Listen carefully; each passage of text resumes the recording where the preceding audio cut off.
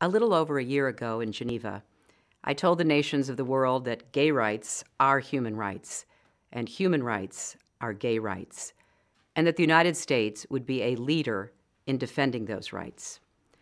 Now, there were some countries that did not want to hear that, but I believe America is at its best when we champion the freedom and dignity of every human being. That's who we are. It's in our DNA. And as Secretary of State, I had the privilege to represent that America.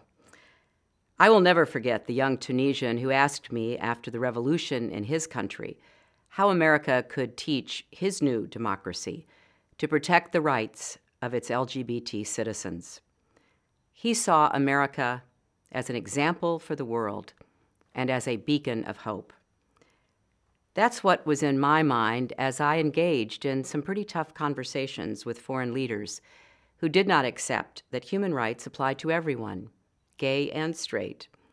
When I directed our diplomats around the world to combat repressive laws and reach out to the brave activists fighting on the front lines.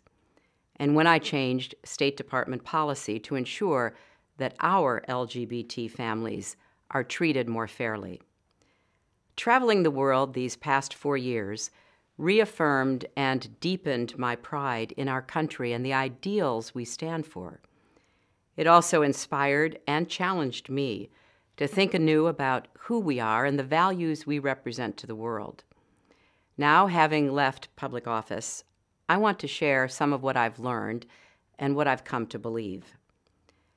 For America to continue leading in the world, there is work we must do here at home.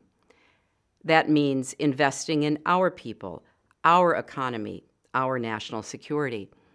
It also means working every day as citizens, as communities, as a country, to live up to our highest ideals and continue our long march to a more perfect union.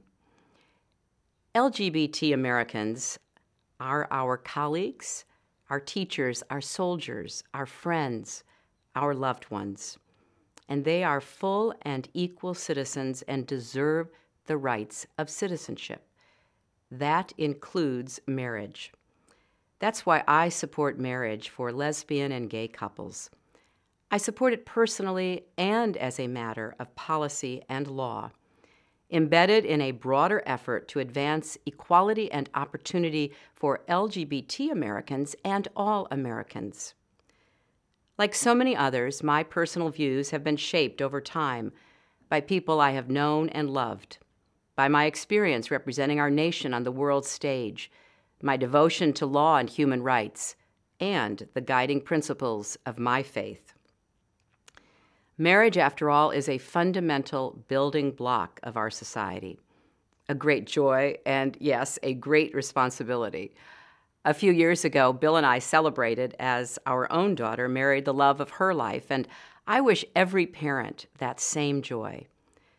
To deny the opportunity to any of our daughters and sons solely on the basis of who they are and who they love is to deny them the chance to live up to their own God-given potential.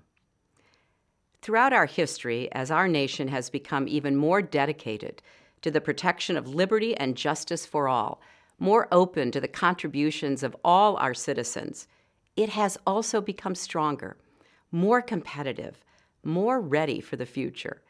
It benefits every American when we continue on that path.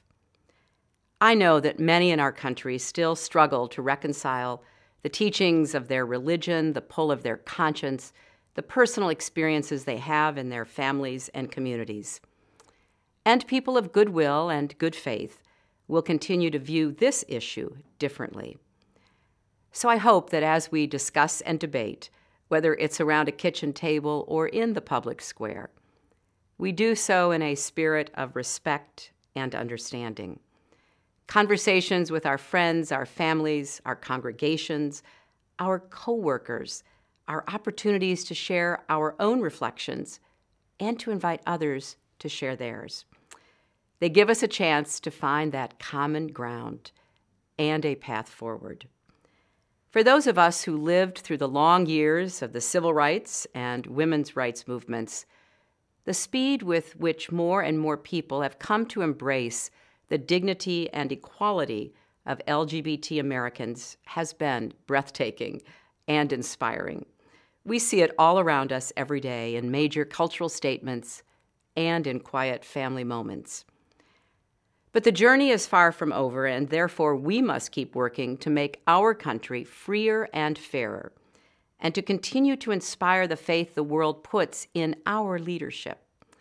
In doing so, we will keep moving closer and closer to that more perfect union promised to us all. Thank you.